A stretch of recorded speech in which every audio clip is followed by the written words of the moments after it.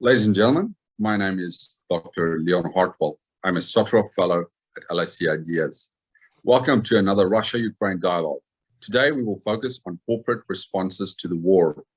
Before we start, I'd particularly like to thank my colleagues, Dr. Mary Martin and Julia Rang, for their hard work in putting this event together. Now, I'd like to welcome this week's distinguished panelists. Firstly, I'd like to introduce John Denton. He is the Secretary General of the International Chamber of Commerce, the ICC. Secondly, I'd like to introduce Rory MacFarquhar, Senior Vice President for International Institution Engagement at Mastercard. And last but not least, I would like to welcome Atanas Raykov, a Senior Director at Rakuten Viber, an application with over 1 billion users. Firstly, I'd like to turn to John. If you could unmute yourself, please. John, let's start off with the first question. What role has the ICC played in the Russia-Ukraine war, and how has it changed over the course of this conflict? Thank you, John. Thanks very much, and pleasure to be with you all. And it's interesting to think about the series of dialogues you're having. Leon, great question. From our perspective, there's probably three areas I want to focus on. One is the role we play in supporting the private sector in Ukraine. The second, which is quite a big play, which is trying to minimize the global economic impacts of what is fundamentally a regional conflict with global implications. And the third, given the complexity of the way in which responses are panning out, how we can help businesses globally navigate the sanctions, make sure they understand it, etc. So there's three areas I want to touch on. On the first, just so people are aware, if you're not fully cognizant with what the ICC does, so we are the world's largest business organization. We're based in Paris. We're a not-for-profit, for-purpose institution. We have a seat at the United Nations. We're the principal interlocutor, business-wise these days, with the G20, but also play a significant role with WTO and other agencies. We are on the ground in 135 countries, and we are on the ground both in Russia and in Ukraine. Immediately, so our DNA is about open markets and respect for the rule of law. It was actually the opening of the conflict more than 200 days ago that we denounced the breach of international law by Russia and the illegal invasion. We actually suspended ICC Russia, just so you know, but we remain present. We're very focused in Ukraine. We have something like 27 chambers of commerce all across the country, plus we have an ICC itself in Kiev. So we're actually on the ground in Ukraine. And when we look at the issues in Ukraine, something like 30% of businesses are actually still functioning pretty well. It's complicated, as you'd imagine. Another 25%, 30% are actually struggling in terms of partially closed down, and a number have actually closed down. As you can imagine, in the West, it's much harder. Though you might be interested to know, though that last week I convened what's called a regional action network, where we bring together all the chambers of commerce in Europe with the chambers of commerce functioning in Ukraine, where we actually seek to understand what their immediate needs are. For example, simple things. Sometimes it's like getting access to battery packs to keep their mobile phones going, things like that. We also link up the chambers of commerce in Ukraine with the chambers of commerce more broadly through Europe and elsewhere for mutual support. And so we're doing a lot of work in that regard. We also launched what's called an ICC Center of Entrepreneurship for Ukraine. We did that because of our experience elsewhere. One of the big issues in Ukraine is the fact that there's something like 5.5–6 million refugees now, principally in Poland, but scattered around the littoral states. Of course, those refugees are principally women and children, so it's something like 80% of women and children.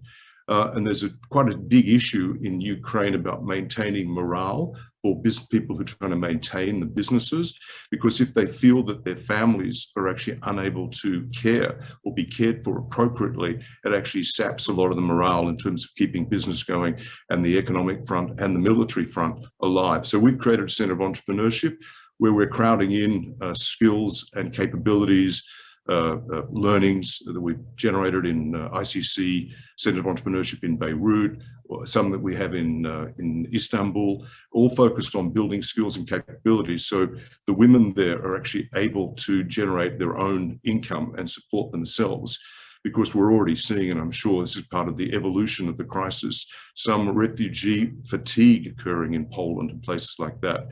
And the issue then is, how do we ensure these people are actually able to maintain a livelihood, their ability to generate a livelihood, and that's important for us. But simultaneously, our Centre of Entrepreneurship actually enables us to provide skills in digitizing businesses. And maybe Rory will talk about this as well. That's a key issue for a lot of businesses as they transpose from the West to the East, and trying to help them actually recalibrate their business models and get general skills to do that. There's huge logistic issues as well running through all this.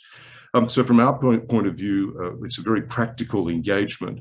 And the next issue we're seeing there is, how do you ensure we get access to finance? Because there's actually a crisis in trade finance, things like that. So we're working on those areas. Looking more broadly at the minimizing the global economic impacts.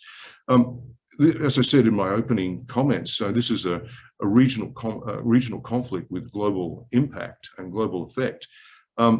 Interestingly, for the first time ever, in framing the Global Crisis Response Group at the United Nations level, which is led by Secretary General Guterres, they actually asked me to participate. That's the first time they've ever introduced structurally the private sector into a Global Crisis Response Group. So that group brings together the heads of the IMF, the World Bank, the FAO, the various United Nations Economic Commissions. And the principal focus is on the food crisis, the energy crisis, and the finance crisis as it goes beyond the region and into the global implications. And let's not forget, 80% of countries, by the way, have not put sanctions on Russia, just so everyone's clear on that. And almost 30% did not condemn Russian action at the United Nations. So there is a real issue here around global solidarity. And part of the reason it's hard to actually piece together global solidarity is that there is a food crisis going on. And I think you'd have to be sort of like in another space if you hadn't noticed what's happening in Sri Lanka. So there are some very significant issues. So I'm working particularly on the food crisis, and there's a combination of issues there. One is the absence of access to global markets of Ukraine in terms of sunflower and wheat. And the other, of course, is because of the way in which the sanctions operate, the inability to access fertilizers that may come from Belarus and from Russia. On the fertilizers, so we're already seeing impact in countries like Brazil, for example, which relied very much on fertilizers. So all those elements are going on. So we're working on that. We actually work very hard to try and frame the idea of this humanitarian food corridor, which Guterres took to Moscow and to Kiev. We remain firmly of the view that the only room in the world in which it's possible to achieve some discussions on this is actually a UN room. I'm not saying that the UN itself will be instrumental, but by maintaining the access to that room, there is a possibility. The other issue we're seeing now, and this is particularly relevant in the developing and emerging economies, and when I talk about the size and scale of the ICC, more than 2/3 of our constituencies are actually in developing and emerging economies, which we now almost describe universally as fragile economies. Is how do you actually get enough liquidity to actually make some of the investments that are necessary to enable investment in energy and alternative methodologies for food production? And that's actually getting liquidity through the issuance of special drawing rights, what's called SDRs. So we've been working very hard. In fact, I'm engaging right now with the G20 finance ministers on the need to issue a new round of some 700 billion in SDRs to actually make available to the developing and emerging world. That's actually running into some headwinds, in particular in Washington. And that's one reason I'm in Washington as well, because there's good arguments for the US getting behind the issuance of SDRs. There are some peripheral discussions about in the US against that on the basis that it might add to inflationary pressures, but I think we've actually got a pretty clear pathway to explain why that's not the case. And so we would like to see the G20 actually play its role, because frankly, the IFIs, or the international financial institutions, a number of the multilateral development banks, frankly, have to step up and do more in this concept, in this world as well. The third area I want to touch on was just supporting businesses globally. As I said, there's been a plethora of sanctions. Sometimes the sanctions are not as coordinated as everyone describes them. And also there's a risk of over-sanctioning in terms of companies actually apply sanctions even though some goods and services are not subject to sanctioning because they're concerned about the implications of any reputational damage being involved in dealing with Russia or Belarus at this point in time. So that's a really big issue. So the first thing we did was actually create a whole methodology for helping companies deal with sanctions. So created that. In particular, large companies are generally better off in dealing with these issues because they can access legal advice. But SMEs, small medium enterprises, are really struggling. So we have an Institute of World Business Law, which the ICC convenes, which is part of us. We created a modality there which gives people access to that. We also gave advice on practical things like how to actually exercise a force majeure in a contract, all these sorts of areas. And right now, and this may actually be of interest as well, we're actually developing principles to help companies decide how to disengage and then potentially re-engage. Because this will not be the last time that we have this kind of crisis. But at the moment, companies are actually quite concerned about the decision-making process. And it would certainly facilitate things if there were clear principles. We're also working with some of the principal sanctioning countries to actually help talk to them about the need to engage with business in developing sanctions. Because at the end of the day, businesses have to implement them. And the reality is that a number of the consequences of sanctions were not well thought through. In the classic example, I was in Ecuador at the exact time at which the first round of sanctions was issued. And no one had realized that Ecuador, for example, had a major export value chain of banana sales to Russia. That whole value chain collapsed. And of course, no one's intention was to actually deprive indigenous Ecuadorians of their ability to actually generate an income, but that's actually what happened. And so we need to think all those sorts of things, because if you want global solidarity, you actually have to ensure that you're thinking through how do you create value, how do you actually create economic incentives for participation as well. So I might stop there at this point in time. I'm happy to come back, Leon, later on. Yeah, thank you, John. I definitely want to circle back to some of the issues, especially with regards to your involvement with the UN on trying to find ways of what role the private sector should play, but we'll talk about that soon. Let's go back to Rory, who's also in Washington, DC right now. Rory, how did Mastercard respond to the February escalation, both in terms of short-term and long-term measures? Thank you.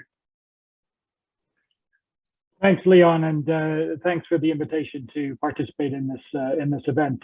So, when an event like what we saw on February 24th happens, for a company like Mastercard, our immediate first concern has to be for our own employees, their physical safety. We have several dozen employees on the ground in Ukraine, and so we activated our global security teams and others to help them to get to safety, whether staying where they are or moving inside Ukraine or potentially moving to other places in Europe and elsewhere. So that's inevitably, for a company, we have to worry about our own employees. The second thing that happened in this event was the imposition of very severe sanctions on Russia, and Mastercard took the difficult decision to suspend the operation of our network in Russia altogether, and that also resulted in us having to think about our employees on the ground in Russia as well, and so many of them have been relocated. And then third is thinking about how Mastercard in particular and companies like us can partner with others to start addressing this humanitarian catastrophe that is unfolding before our eyes. And so really we're looking at how we can assist internally displaced people, refugees in third countries, helping NGOs to transfer money directly to citizens in efficient ways that rapidly gets assistance where it's needed. We worked with the Ukrainian government and the Polish government to set up a business center in Warsaw to help some of the, as John said, largely women who were arriving in Warsaw. They might have had a small business operating in Ukraine. They might have had wanted to start a new business just to as a means of support while they are displaced. And we found just a remarkable interest in this huge number of people coming in, registering at this business center, receiving assistance of various forms. And now we're quite focused on partnering with local banks and with some of the international financial institutions to see whether we can add finance to the mix, whether we can help to support some of these businesses. Obviously they don't. If you're starting up a new business in a new country, you don't have a credit history, and so there are a whole set of challenges there. But in a time like this, you really put all hands on deck to try and address these crises as they emerge. Thank you, Rory. Yeah, once again, excellent overview there, and I definitely want you to expand on some of those issues. But first, let's turn to Atanas. Atanas joining us from Sofia. Now, on February 24th, and I should say as early as February 24th, Viber tweeted, we're closely monitoring the Ukraine-Russia situation and are looking to ensure that all users can continue to communicate freely with loved ones and access information. We hope to see a peaceful resolution and the continued safety of our users, colleagues, and their families. Now, Atanas, tell us a bit about Viber and how you've responded to the February escalation of the Russia-Ukraine war. Thank you. Yes, hello everybody. I think that I'll first start with a bigger context of who we are, especially when it comes to Ukraine and Eastern Europe. The shortest answer is that we are the biggest communications platform in terms of footprint, the biggest messenger, the biggest calling app in terms between Ukraine, Belarus, and Russia, in terms of active users, in terms of traffic. So Telegram became more popular because of the channels and the content, but when it comes to one-to-one and group and community communication, we are covering 97% of the people that are currently engaged and affected by the conflict. So with this position, in a moment of such a tremendous crisis, when like all the foundations of a modern society were shaken deeply, including the communication systems, including the information society, we had a very, very high level of responsibility. I can refer to what Rory said. So like our first thought was, of course, to preserve and to reform our team on the ground, because this team was instrumental into how we later tackled and rebuilt our operations to the new reality based on, of course, the plans that we built earlier. But during the time being, because I don't know about the other colleagues, but a lot of the people on the ground that were in Kiev on the 23rd of February, I was talking to all of them basically a day before the war.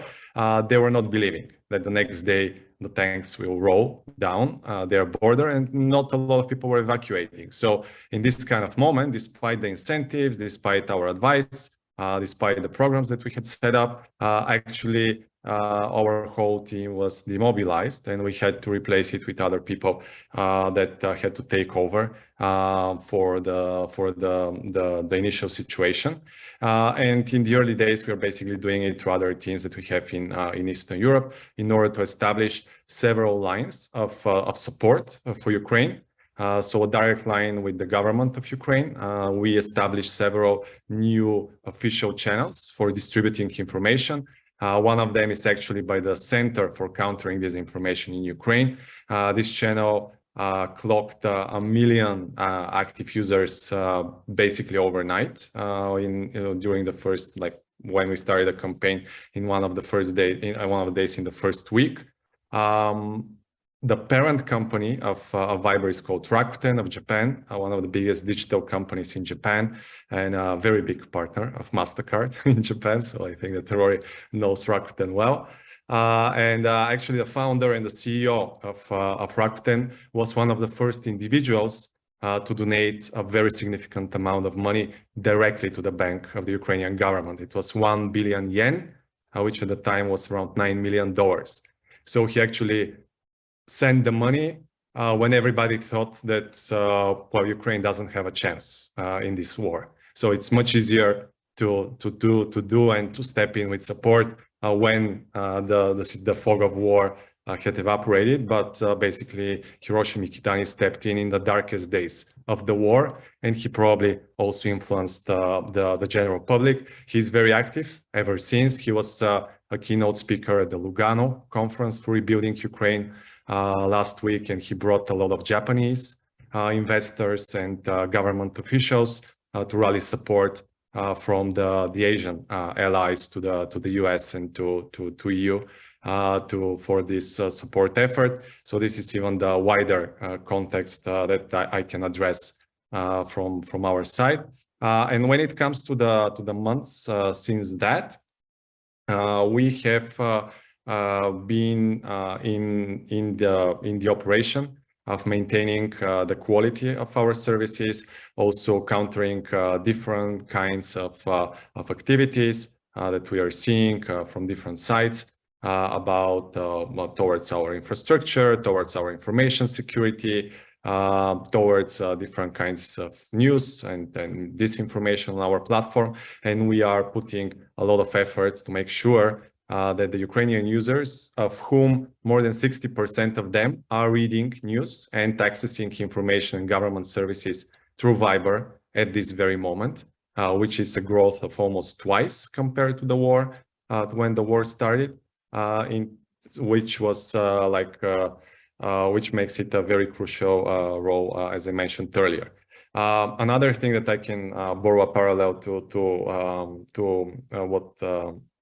what John mentioned, it's about the connection between the diaspora and the migrants. So the way the migrants who are displaced outside of Ukraine at the moment are communicating with their loved ones, with the soldiers and the men that are keeping Ukraine together is to a large extent through our platform, and we are creating all kinds of tools to make it easier for them to do that. And we even created a very interesting and touching initiative because many of these men are actually fathers of basically the children that are abroad. So recently we did a very major initiative which covered around 5 million users. We engaged 5 million users in Ukraine about the Father's Day, which was twisted in terms of the defenders and the fathers, with a lot of different special fairy tales, which were telling the kids about what heroes their fathers are, and also different kinds of notes and different kinds of interactive games that we created, so that actually we help the kids and the families inspire and give additional strength to the personnel and to the soldiers on the battle line, because I totally agree with the thesis that like their motivation and their morale is instrumental to the successful, or at least the shorter resolution of this conflict, of the conflict that we are probably all hoping for. And we are investing a lot of money. We're going to expand this in order to make sure that our role evolves into keeping the community together, despite the fact that it is right now all over Europe and beyond. And the last thing related to the fintech services, about the role that we are assuming and that we are exploring very actively. We are very active. We were actually planning to launch fintech services in Ukraine before the war started. So our plan was in the spring, Viber to step in to the fintech sector, into the fintech area with local bank partners, with, of course, Mastercard and as a partner in Ukraine.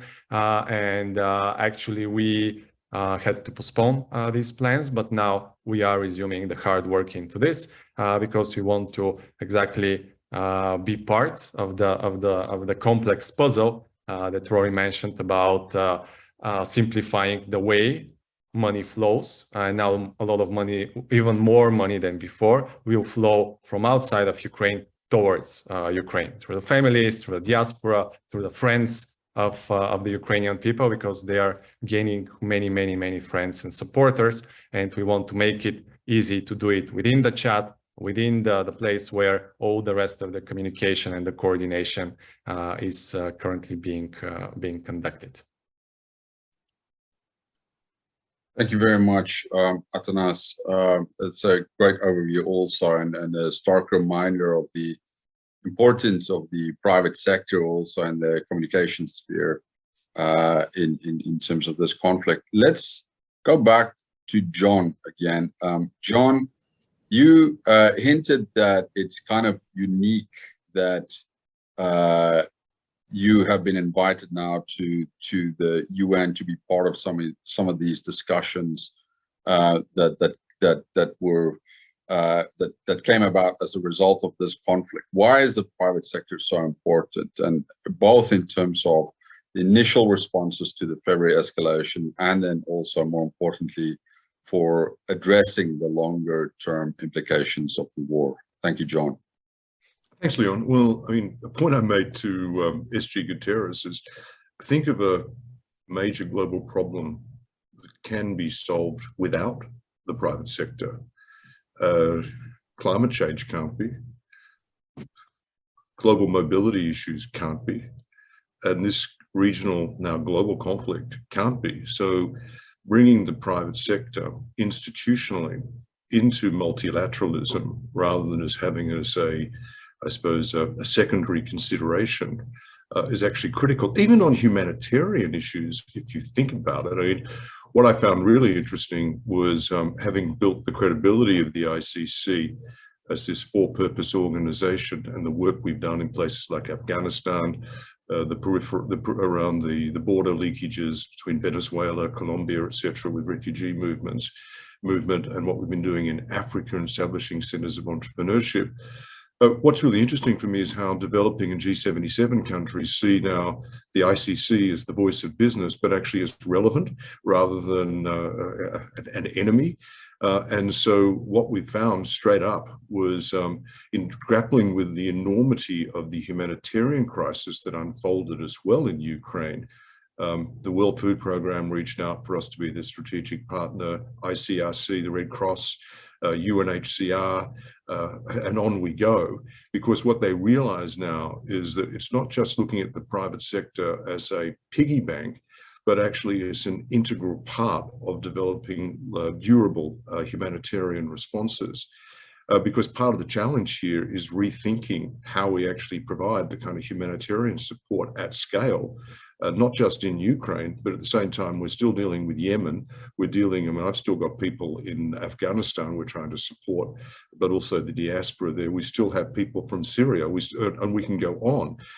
So there's a rethinking going on about what humanitarianism looks like, and the current arrangements don't really work. Which is most of these organizations have to grapple with funding year on year rather than actually getting a better response. And they're actually being asked to use their existing resources to provide support on yet another crisis, which is in Ukraine. And it's stretched, which is one reason why centers of entrepreneurship, and I think the great work that Rory's doing and Atanas is doing as well, you see the private sector starting to play a much more significant role in what I'm calling durable humanitarianism. But I want to see that an institutional rethink of how that operates. And that's one of the opportunities, I suppose, we have in this discussion. The other is that we bring real-time data. So I mean, I went to Kiev 3 weeks ago. It sounds a bit like just popping into Kiev. I mean, it was complicated to go there, but I went there to ensure that we were, first of all, showing solidarity with the business community, which is always important. I think, as Atanas says, And my thesis is actually maintaining the morale to enable the economic front to continue is actually really important, and visible support is critical here. I went to Bucha, I went to Borodyanka. I actually have very clear views about what went on there. But at the same time, it's really important that we've been gathering information about how the farm community, the value chain around agricultural products is reshaping itself very quickly. I mean, farmers are actually listening to the economic signals. They are starting to think about their replanting in a way that may not provide access to exportable food and commodity next time around because they can't move it. So they're actually creating potentially food production, which will have much shorter distribution channels. That will actually play into the broader food crisis, and that's unfortunate as well. So we're bringing all that sort of data, real-time information about what's going on. Last week, when we had this regional action network, we had 4 chambers who are actually in the hot zone participating in that. As I said, they're giving us specific needs. I mean, a classic right now we're finding is that companies can't get insurance. Humanitarian movement of goods can actually get insurance, but companies can't get insurance, so access to that. So we're working on those sorts of things. Because if you want to then have a durable response on food, on energy, and on finance, because this is playing out, you actually have to have real-time information on, and that's something that the business community, and we need to be better organized to do that. But Rory, and I know Mastercard, has unbelievable data, which could be extremely useful in building better policies. The other thing I'm really concerned about, obviously, we're starting to think through what the various scenarios are for what this might look like in 5 years' time. And, you know, one likely scenario is a frozen war in the West and I suppose, a feasible economic model in the East. So how do you restructure the Ukrainian economy to enable it to be productive and provide livelihoods for citizens and for business to operate in that environment? One of the dangers, and I was at the Lugano conference last week, and one reason I went, because one of the dangers is there's a lot of top-down thinking. You need to actually ensure this is an inclusive approach. Ukrainians are entitled to have a view about the future of their country. Ukrainians are entitled to have a view about where the weight of investment should flow. And one of our jobs at the ICC is to ensure that's brought in. And I'll actually be in Istanbul in 2 weeks' time because I'm very focused on this issue of investment frameworks as well, about how you restructure the Ukrainian economy, as I was saying before, on food value chain. How do you actually make, I suppose, a functioning food value chain in an environment where you may not be able to get access to seaports? You may only be able to operate through logistical road and rail, which means you will need to rethink what food production looks like. You need to work on those sorts of things. And how do you actually help on energy? And of course, one of the areas which is less capital intensive is actually enabling a stronger digital environment there. So all these sorts of areas, I think the private sector brings in. And even on things like SDRs, I mean, the traditional approach of the UN would be to issue a statement. But our view is, that's interesting, but if you want SDRs, you're going to have to really grapple on the Hill with what will be Republican resistance to that, as I said before, on the basis of a range of things. The UN is not necessarily the best lobbyist to get SDRs. The private sector, and what we're trying to do is bring together a coalition of major private sector players who work with the ICC to bring their strength in terms of lobbying for that, because they see the global implications. They see the need to actually make Africa a part of the solution by providing liquidity to get the energy investments needed and the changes to food production. And you'll need SDRs to get the liquidity to do that. And that's another way that the private sector can play a critical role. And the other thing is, let's not forget, the private sector is kind of a participant. You know, the way sanctions are used to stop the private sector doing X, Y, and Z. So there was a statement made by the Secretary General of NATO, which was effectively, and I'm being crude here in my summary, well, business should just suck it up for a while. But if you're going to ask business to effectively be a kind of participant in this, you need to think through how business is engaged in the security issues. Because cyber is a security issue. Cyber attacks not just governments, businesses as well. And of course, you know, is this just a dry run for decoupling with China? So all these sorts of things need to be thought through, and business needs to be able to participate in those discussions rather than have things happen to it all the time. So I hope that gives you some insight. I clearly have a few more things to say on it if Q&A gives us opportunities to do so. You've definitely introduced some complexity into the argument, John. So thank you for that. Also, I'm going to latch on to something that you mentioned on the humanitarian front, and you kind of also pointed towards Rory when making your point on this. So Rory, I'd like to ask you, how do corporate and humanitarian priorities align? Because they don't always align, right? And what has Mastercard learned from being involved with providing support to refugees in this and other conflicts? Thank you, Rory. So I think the first thing to say about that is that when you're in the throes of a humanitarian crisis, you're not thinking hard about the bottom line, right? You're thinking, how can we help? And so in the immediate aftermath, our corporate philanthropy, our Mastercard Impact Fund, put several $1 million into supporting refugees in Poland, supporting refugees in Romania, various NGOs on the ground to support their operations. This is, you're not thinking about business, you're thinking this is an appalling crisis, and we as a responsible actor need to be part of the solution. Now, at the same time, we very much also, as John is saying, we want to be part of the long-term reconstruction and sustainability of Ukraine. I mean, our business is still up and running, and in Ukraine. I think that one of the less well understood stories of this conflict has been just how resilient both the government and parts of the private sector have been in Ukraine in continuing to operate in the parts of the country that haven't been directly affected by the invasion. And what is incredibly impressive is how much intellectual resources the government has put into thinking about how to strengthen, rebuild. I heard someone in Lugano talk about build forward better. So the idea is that Ukraine doesn't simply want to repair bridges, repair roads, and go back to the same country it used to be. They want to create a much stronger and more resilient country that will be fully integrated into Europe, that will be much more hardened to the kinds of pressures that Russia has put on them over the decades, frankly. That means they need to be independent in terms of their energy sector. And because of the logistical disruptions that John has been talking about, they also need to rethink their business model as a country. And one of the primary focuses of that is digital. And the good news is that this is a country with some really remarkable talent in this area. So one of the initiatives that Mastercard announced is that we have this global fintech accelerator program called StartPath, and we announced recently that we were going to have a focused StartPath cohort just for Ukrainian fintechs.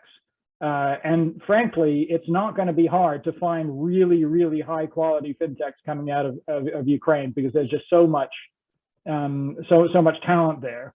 There's also a very energetic Ministry of Digital Transformation in Ukraine that has created a world-leading app for citizens to interact with government, to receive government services, to request subsidies of various kinds, and so on. And so we're working with them on increasing the functionality of that.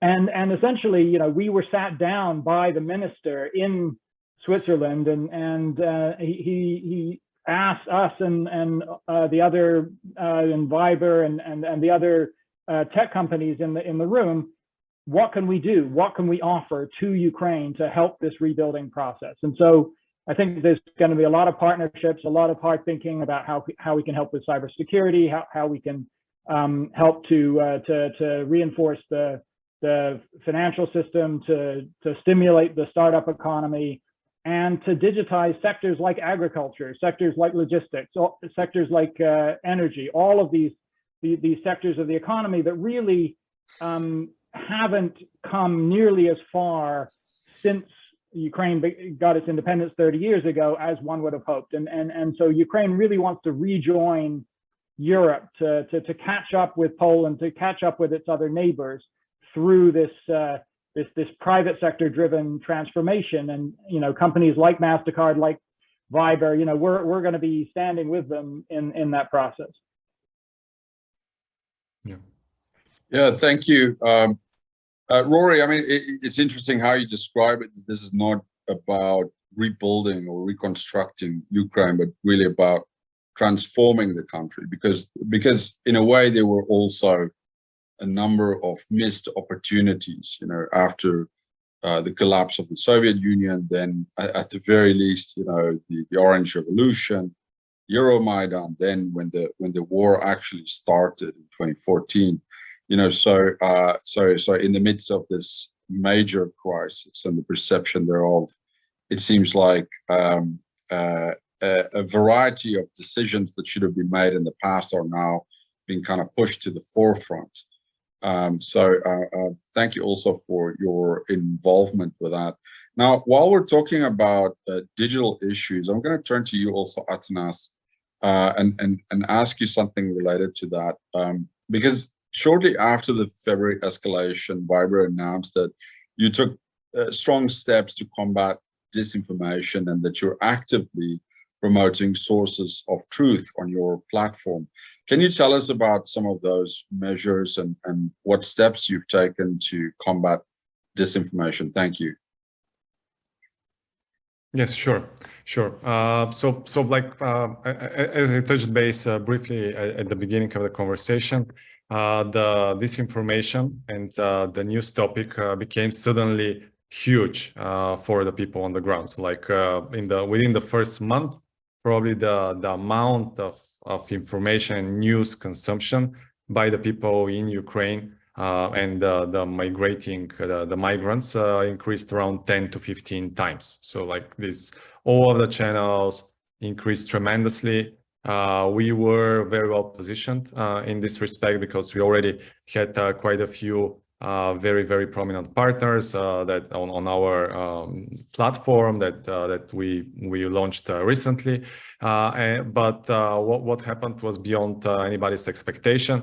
I would say at the moment we see this phenomenon of news aggregators. So like the biggest one that we have is Monia, which is exclusively working on Viber. It has more than 4 million users. The Ukrainian version has more than 4 million people that are getting information through it. So like if you think about it, it's around 15% of the connected Ukrainian smartphone users are getting information and news as frequently as 2 to 3 times every hour. So it has like this super huge frequency of aggregating information, news reports. We created citizen journalism tools through a chatbot where everybody can actually post useful information. They can post all kinds of things through this chatbot. Then this goes to the editors through fact checking by the teams behind Monia, and then they post it within the channel. At the same time, we are putting our level of scanning. So we use advanced AI to distinguish different forms of content which are against our policies. We signed in May the European Code of Conduct against hate speech and against discrimination, which we comply with across all our platforms inside and also outside of the European Union. And this is also strictly enforced within our platform. So all the kinds of information or other news channels which are being flagged by our users or NGOs that are part of the European Commission's initiative to combat this malicious online activity, we are taking into consideration, and within 24 hours, we are taking action against them. So our approach to it, unlike some other platforms that I mentioned their names, is not to have the Wild West and to have everything, and that you can find like the darkest and most malicious types of propaganda and disinformation on our platform, but actually to have a much cleaner place which has trusted partners that are actually accountable to the standards, the high standards that we and Rakuten are supporting. So this is our commitment, and I can tell you it's not an easy thing to do it because we have hundreds, if not thousands, of new channels and players coming all the time, and we have to make sense because like some of the cases are really borderline, and you can actually say that there is propaganda on both sides. So we actually have to have a dialogue even with partners that we would rather regard as with a more positive light, in order to make sure that like really these standards and these principles are being withheld. And also the other part, of course, is into fighting the disinformation regarding us and our brand as a platform, because there are a lot of rumors that are flying around about what is being hacked, what is being exposed, what is being used by the Russian authorities or the special services or the Ukrainian authorities or somebody else, because this erodes the trust into any kind of platform, into any kind of source of information. And this trust is super important, because if you don't trust anything, you actually trust everybody. And then we cannot really manage the process and direct it into a productive direction, but actually it can create a very, very fundamental breach into the fabric of the Ukrainian society and what actually people believe in, and also especially then in the occupied territories, into the families across the border in Russia. So we are trying to fight this war on all of information war and cybersecurity war on all of these fronts. Thank you, Atanas. Now I'd like to ask all three speakers to be fairly brief in your next responses, so that we can do at least one more round of questions after this one. So let me start with John. John, I'm going to give you kind of two questions actually, because we have a question from our audience. So my first question to you, which is a two-legged one: what are some important reconstruction initiatives that the ICC has been involved in so far, and which issues or areas still require further attention? Then I'll combine that with a question from one of our audience members, Jenny. She's a LSE visitor. She says she agrees with the need for the private sector to inform any economic solutions. Do our current international institutions provide the right structures to enable that, or is there need for a new forum to provide the right focus and capabilities? Thank you. Over to you, John. Oh, look, thanks. I'll deal quickly with the first question. So I think I didn't realize Rory was in Lugano, but we're obviously involved in the Lugano process and also the Istanbul process, which will focus much more on investment frameworks and how to bring confidence there. And part of that, by the way, is I think we can't ignore some of the inhibitors to investment. There's still a lingering concern over levels of corruption that existed in Ukraine, and also potential political instability. And I say that not as a caution, but just let's be very realistic here. One of the benefits that the war has actually shown that Ukraine was working on was ways of using digital to actually limit the application or the ease with which corruption could be sought and adduced from players because of the way in which the digital network provides much more transparency, but it still exists. So in the two most corrupt elements of the Ukrainian community have been the customs area, I'm just calling it out for what it is, and also the judicial area. One reason it's lessened is because fewer goods are going across borders, so less opportunity for that, and also fewer matters are actually before the courts. So we need, in order to build back forward, better.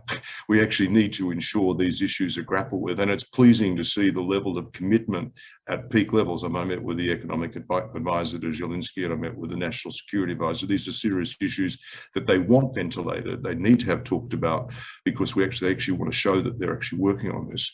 But it's also fair to say that Ukraine was fractious politically prior to the war. And of course, the war has brought around a sense of national solidarity. That is not permanent. And so we need to ensure that the political processes are actually supportive of long-term investment as well. So the signals given out can't be that this is just this group in authority now. This needs to be a national commitment by Ukraine, and it needs to be reflective. That's why inclusiveness is actually very important here. So we'll be involved in all those discussions, and I'm just being, I suppose, perhaps too Australian in being frank about these things, but they need to be talked about. Great question about the institutional engagement with the private sector. Frankly, it's not there. That's why I've kind of called out the reality of what occurred with the Global Crisis Response Group. Part of that is, how do you have legitimacy around the voice of the private sector in effective multilateralism? What is the legitimacy there? I mean, one reason I also focus on the fact that the ICC is a for-purpose, not-for-profit institution of 100 years, because in a way, if there is to be an institutional voice, it probably will be an organization like the ICC, which is important. We have our own legal, we have our own courts, etc. So we have a very high level of governance. But what's being revealed here is when the private sector is brought in to create the policy frameworks up front, design them, then it's more likely that they can be executed. So there actually is real relevance here. As I said, touching on a few issues, like on multilateral responses, on humanitarian responses, on security responses, the private sector is not a subsidiary. So the private sector is actually critical to a lot of the applications here. So its voice needs to be heard and institutionalized in this. So we are working on that. Actually, it's a project that I'm very happy to share with the LSE as well, on effective multilateralism in the 21st century, durable humanitarianism, how we help the security agencies who are dominant at the moment in terms of security over economics, clearly the dominant political zeitgeist. How do you ensure that in doing so, it's not untrammeled without relevance to the real economy? Because as I said, lots of value chains, banana value chain, cut flower value chain, poor people, indigenous people lost out with that because no one was thinking about them. We're thinking about that. And if you want global solidarity in response to the kind of crises we confront, you need to bring the private sector in more institutionally into these arrangements. Thank you, John. We'll keep a seat warm for you also at LSE IDEAS to bring some of your ideas to our organization. Rory, let me turn to you. I want to ask you a question, one of my own, and then one from the audience member also. But yeah, please keep it short. Also, the private sector is often perceived as an apolitical actor, yet the actions of the private sector, even when they choose not to take action, will inevitably have consequences. So that said, what role does and should the private sector play in conflicts? It's kind of like a more broader question for you. And then we have a comment also from Sabina, who's an LSE exchange student. She's asking, why did Mastercard decide to suspend your operations? What are the rationales driving your decision? So I think some of it may also touch on this issue of the private sector being an apolitical actor, but also all your actions, whether action or inaction, those things have consequences. Thank you, Rory.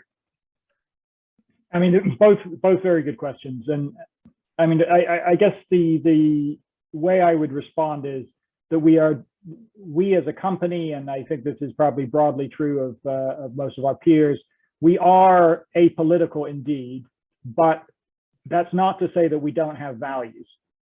And we have values as a company. We have our employees feel very strongly. They also see what's happening in the world. And so in a situation like this one, we couldn't not respond. It offends the conscience of us as leaders, as members of the community. And so, you know, it was that dictated that we needed to come up with something to do on the humanitarian side just to help the people who are in need, in immediate need. And it also, frankly, informed our quite difficult decision to suspend operations in Russia. Russia is a country that we've operated in for many years and had, as I mentioned earlier, we had quite a number of employees on the ground there as well. And so it wasn't a decision that we took lightly. It was something that, obviously there was an element of that that was driven by Western sanctions and by just the legal requirements that we cut off certain financial institutions. But we, I think, like a very large number of major companies, decided to go beyond that, beyond the narrow legal requirements of sanctions. And again, this was just in response to what we felt was an offense against the global order and against our values as a company. Thank you. Thanks. Those are interesting points also. I'm going to turn to Atanas now and ask about, you mentioned earlier that you're involved with some reconstruction efforts also in Ukraine. Can you tell us a little bit more about what Viber is doing in that domain? Thank you. Yeah. So I'll try to be brief here. So basically, of course, the place where we can help the most is the digital reconstruction of the country. We were already involved into modernizing Ukraine. We were working with the DIA, which was the super app that Rory mentioned, which is a remarkable endeavor that happened in just over 2 years in Ukraine. And we have very close cooperation with this part of the government, but we also are working very, very actively on the front of education because we have this generation of young Ukrainians which had COVID and then had a war. So like that's 3 empty years with a huge distress on psychological, but also on their education and their preparedness. And this is the future of Ukraine. So we are putting a lot of efforts into working with teachers organizations, with an organization called Edera, into creating much more complex solutions to modernize the way teachers also think and teach in the digital realm. We are working on telemedicine, which is again something that is crucial at the moment because there is so many issues in the medical system in Ukraine. So like all of these digital layers within very real industries, which are fundamental for the Ukrainian society. We are trying to become a very active player. We are doing this free of charge.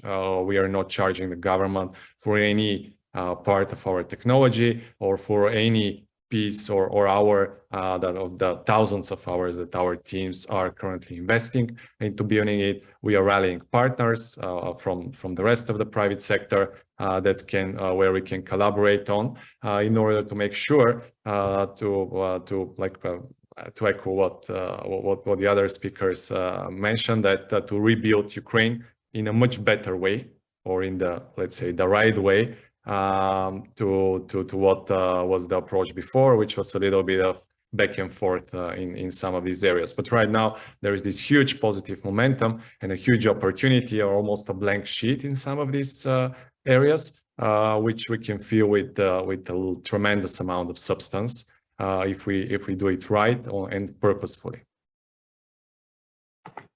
Thank you, Atanas. I've got a very interesting question here from my colleague Mary Martin, and I'm going to ask it to John if you have another minute or two just to answer this question. She's asking, how do businesses feel about stepping into security questions of this conflict? And with so many companies having withdrawn from Russia, is there any potential for the private sector to act as a back channel, maintaining communications with Russia to help eventually resolve the conflict? It's a difficult question, I know. Well, I'll deal with the latter first.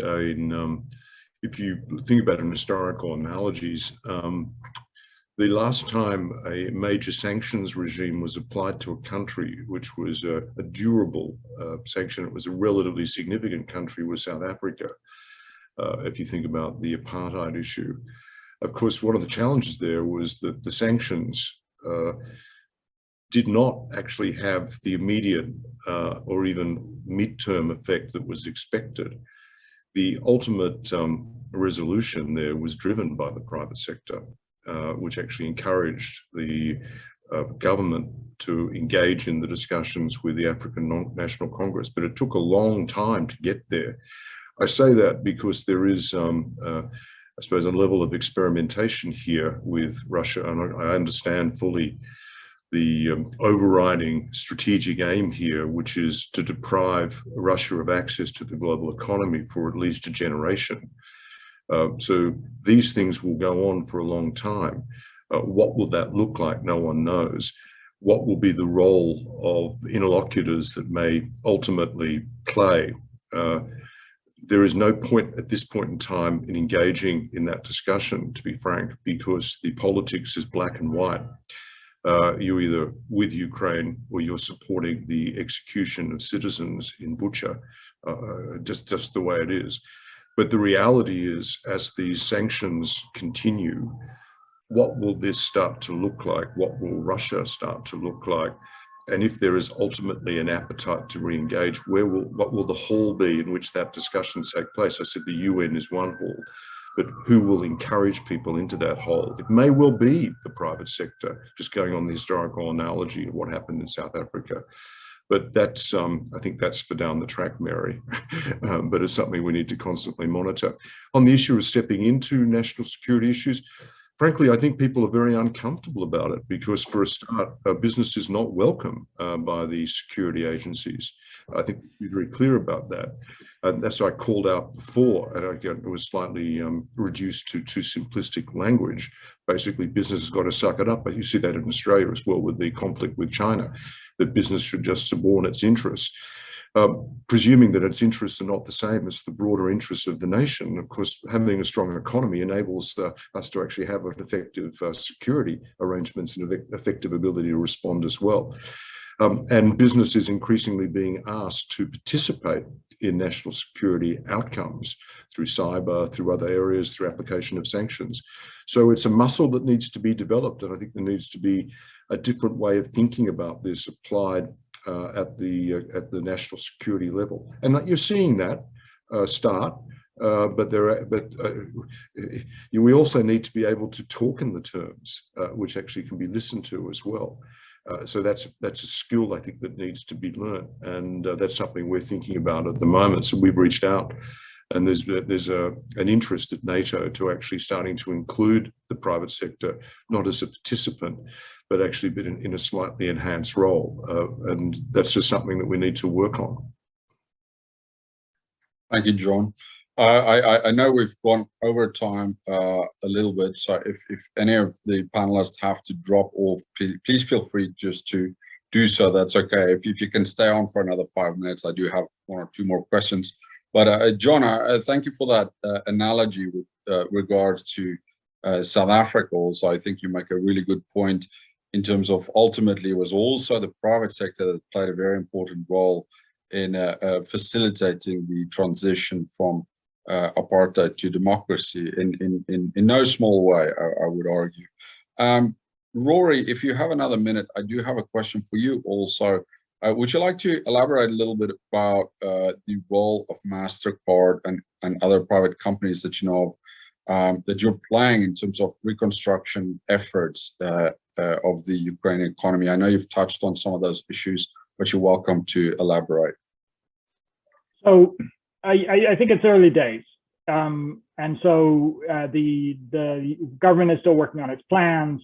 I think that it is significant that the one clear decision that's been made by the Ukrainian side is not to wait for a peace, for some kind of complete end of hostilities before thinking about reconstruction, because we don't know how long this lasts, and they really can't wait. They can't wait economically, and they really need to move forward with the reconstruction process. What I touched on a number of the areas that we're going to be working, obviously focused on digital, focused on areas like cybersecurity, focused on empowering the small and medium enterprise sector through giving them ability to pay and get paid in a seamless fashion. I can't remember whether it was John or Atanas was talking about some of the really sophisticated digital tools that the government has introduced, like their ProZorro procurement system, which is really, to a very large degree, got corruption out of government procurement in Ukraine, which was a huge achievement. And so working with those kinds of systems to bolster their payment capabilities, working with the local banking sector. And again, one of the really remarkable surprises, I'd say, of this conflict is that the Ukrainian banking sector, which had a lot of challenges over the decades, has actually been remarkably resilient. And these are our partners. We've worked with them for years, and just looking for ways to enhance the types of technologies that they offer to their customers. So, you know, we're in very close touch with the Ukrainian government and with our private sector partners, and we're going to be looking to help in every way we can. Thank you, Rory. We're looking forward to maybe having another discussion in a few months on some of these e-governance initiatives that have been introduced, and whether we're seeing some major changes of behavior and results in Ukraine. So that will be an interesting question to discuss in the future.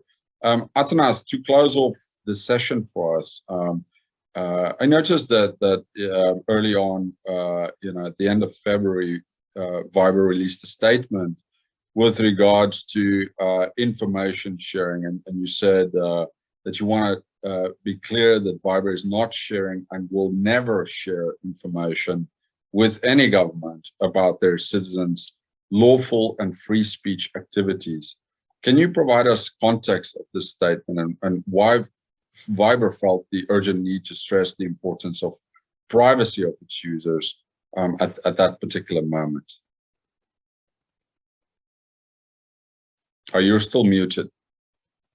Yeah, sorry. So it was a response, a very specific response to a lot of disinformation campaigns that originated out of thin air, claiming that our platform is actually used by government services to acquire information, to target users, and basically the aim of such campaigns is, of course, to steer the users to platforms that are not end-to-end encrypted in terms of the private communication by default. So basically, we wanted to explain and to make an educational campaign to the users that when we have this end-to-end encryption, when we don't store all of the information, any of the information of our users on our cloud servers, and we don't mine it because it's technically impossible, basically this information is also useless for any government services because they can't access it even in real time.